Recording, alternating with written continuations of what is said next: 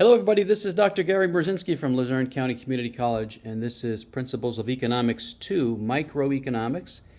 We are ready for Chapter 12, Monopolistic Competition. We just looked at the market structures pure competition, then monopoly, then oligopoly, and the fourth is monopolistic competition. So this one fits in between pure competition and oligopoly. It's more competitive than oligopoly, but less competitive than pure competition. And so that's where we're going here in Chapter 12. Starbucks is an example of a company that competes in a monopolistically competitive market. Now you might think that Starbucks is a huge company, and they're a national company, but it's based on market share. And their market share places them in a monopolistically competitive market because there are lots of other options for a person that's looking for a cup of coffee.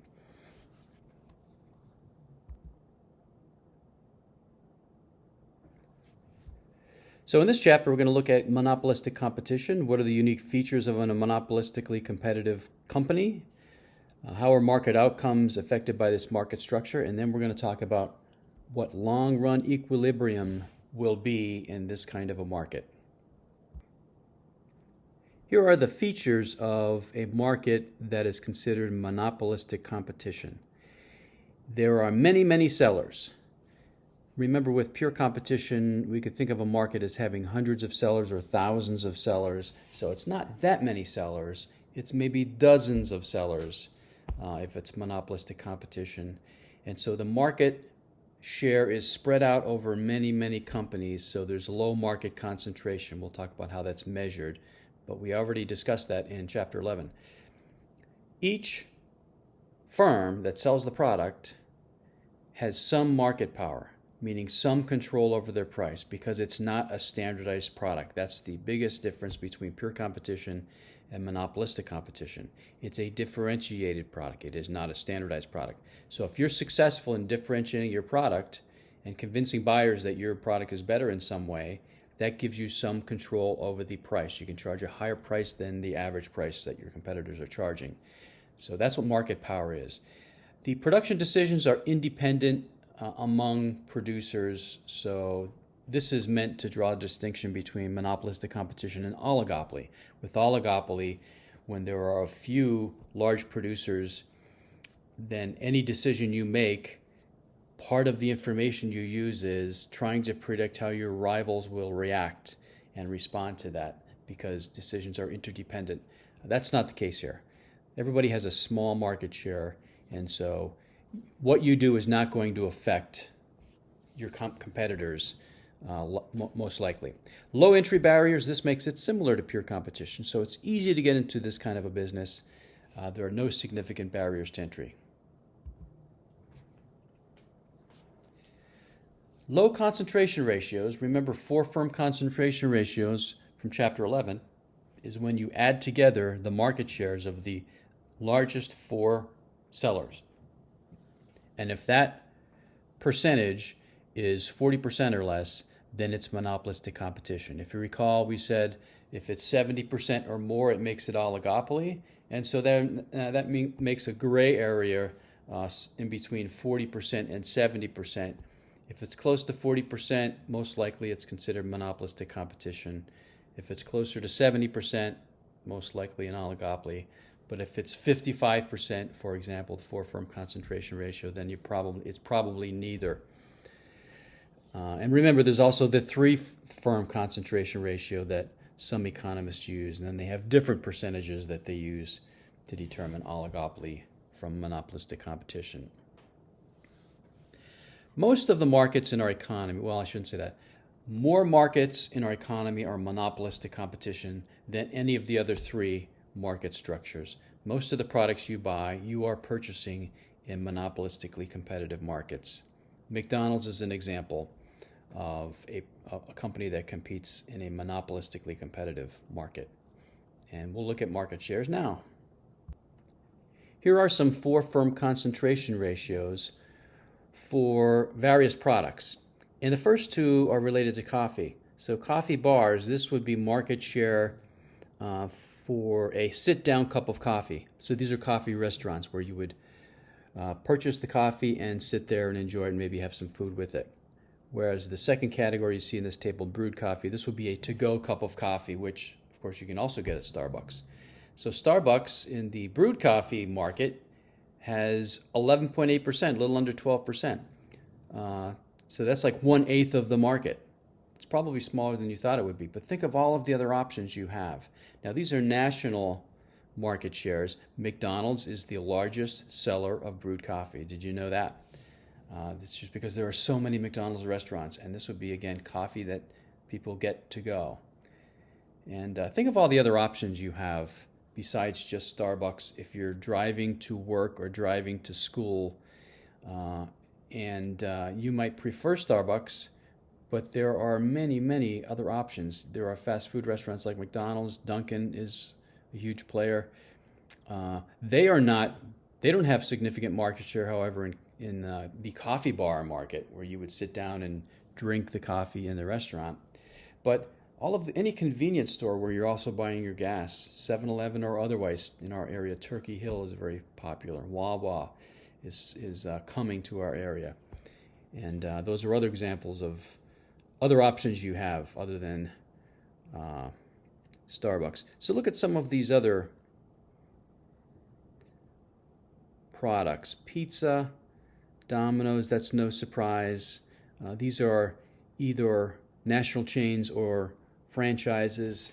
And then the rest of the market share, so the 39% are these national companies. The rest of the market share is probably all the smaller mom and pop pizza outlets that we have in our area. Did you know that Walmart is the largest grocery store in the country? Largest market share in selling retail food. And so this is monopolistic competition, however, because the top 4 firms only account for 41%, a little over the 40%. So I'm going to call that monopolistic competition, and you can see some of the others. Fast food restaurants, another classic example of monopolistic competition. You probably thought McDonald's market share was higher, but not when you compared to all of the other fast food restaurants. I think their market share in the burger market, which is a much more narrowly defined market, is something like 50% fast food burgers, but fast food in general, they're 12%, and this is monopolistic competition. Firms that compete in a monopolistically competitive market have some market power. Again, this means they have some control over the price that they choose to sell their product at, and they achieve this through differentiation, convincing customers that their product is different and superior in some aspect.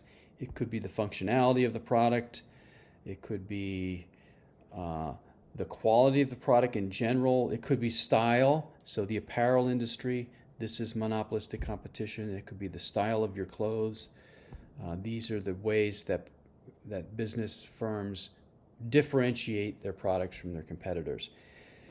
They do have downward sloping demand curves. So if they raise the price, you can expect to have a smaller quantity demanded. So then what it comes down to is, what is the elasticity of demand of your product? Is it very elastic or is it inelastic? The more success you have in differentiating your product from competitors, the less elastic you can make it. I was going to say more inelastic, but it's really, you can make it less elastic than it was before you were able to differentiate it. Production decisions are independent, and again, this is only mentioned because we just got done talking about oligopoly, where production decisions are interdependent. That's not the case here. Each seller has such small market share that any decisions they make are not going to affect the other sellers. Low barriers to entry, so firms are not facing high capital costs to start up a business, for example. To become a coffee vendor, you only need boiling water, some fresh beans and cups. Well, I think you need equipment too. and maybe some furniture. So this is a little bit of an exaggeration, but you get the point. It's very inexpensive to start a coffee shop. Comparatively inexpensive compared to most other businesses you could start. So low entry barriers tend to push economic profits to zero. We're going to learn about that in Part B, the Part B video, when we look graphically at the monopolistically competitive market in the long run. So this makes it similar to pure competition. Economic profits are zero. Do you remember what that means?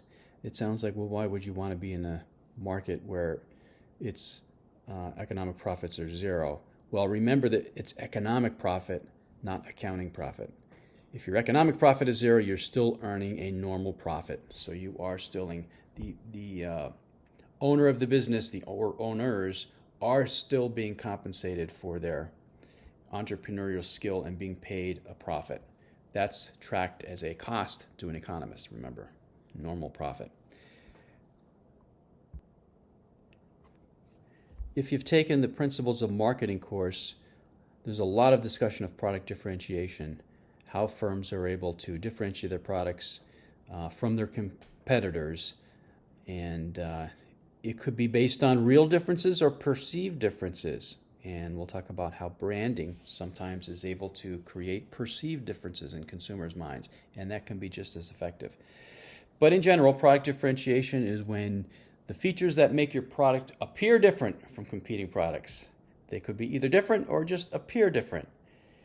And so what does this mean for your demand curve? Do you remember with pure competition, these were standardized products, so there's no way to differentiate them. The individual firm's demand curve was horizontal for that reason. If you raised the price of your product by 5 cents, nobody would buy from you theoretically, because identical products are being sold for $5 or 5 cents less by others. You would also never sell for $5 cents less, because you would have less profit.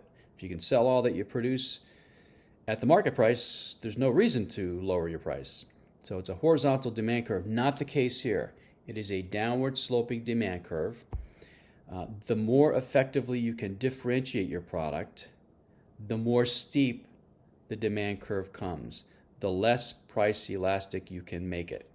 So imagine that it's pretty close to being a standardized product, but not standardized. Then it would be a demand curve that's not quite horizontal, but just sort of very flat. That will be a product that has an elastic demand curve. Well, if you can differentiate your product as an individual firm from competitors, it makes it more steep. And that is what the goal of differentiation is.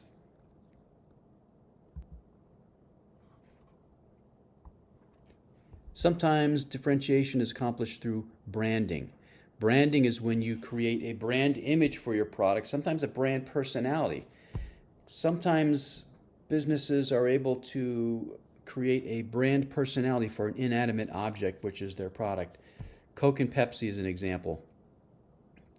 If you've ever seen television commercials for Pepsi, they oftentimes depict young people doing exciting things. That's sort of like the brand image or brand personality. Whereas Coca-Cola, they're the real thing. It's like an all-American product. It's something that they stress in their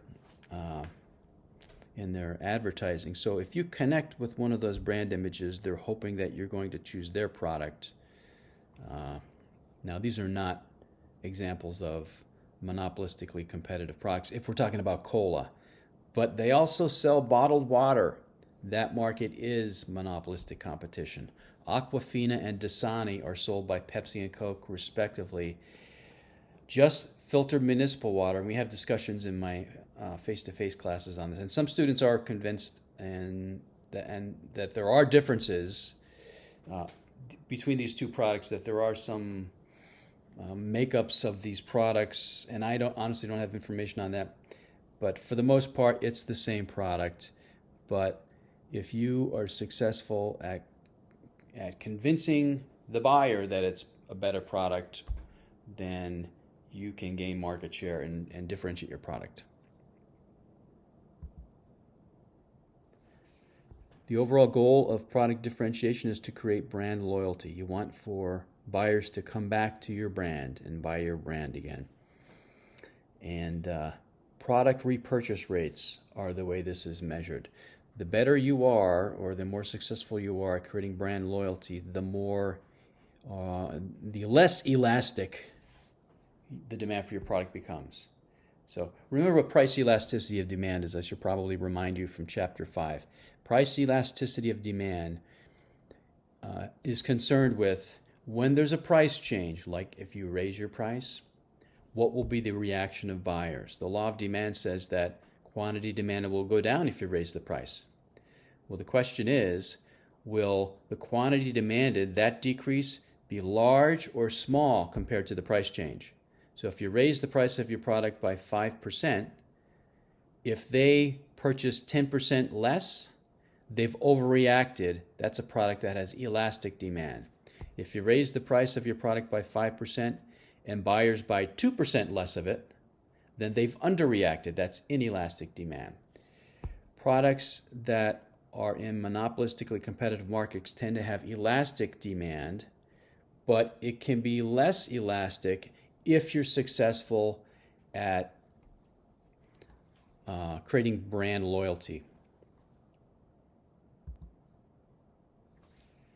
Here are some examples of product repurchase rates. Apple, very successful. People have strong brand loyalty to their products. So if you have an Apple phone, there's probably an 80% chance the next phone you buy is going to be an Apple, and the same is probably true with other devices they sell, laptops, the iMac, and so on. Dell also, very high brand loyalty, and HP. So the computer market, certainly high brand loyalty. Some of that has to do with switching costs for the individual consumer. You're used to using the Apple iPhone. You know where everything is. You know how the settings work. And so the new Apple you buy is going to be very similar. But if you are switching to a Samsung, you've got to learn, how to use it. And some people don't want to face that, or that's not one thing that is a deterrent for them. Among other variables that go into the purchase decision, that's one of the variables. And same is true of most technology products, including laptops, PCs, and so on. How about Amazon Prime repurchase rate of 93%? It was ingenious for Amazon to create this Amazon Prime membership club. You pay a fee annually to join this club, but then the benefits of membership are free shipping for many of their products. Not all of their products, but many of their products. But if you have an Amazon Prime membership, you're one of the first places you go, or maybe the first place you go if you're going to make an online purchase, is Amazon to see what their price is. You might not even look at other prices outside of Amazon's marketplace. And of course, that's what they want. That's what the Amazon Prime subscription is all about, 93%. That is remarkable.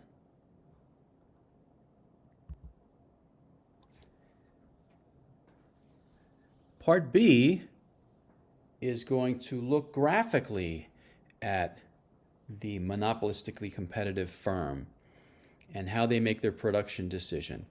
And I'll see you in Chapter 12, Part B.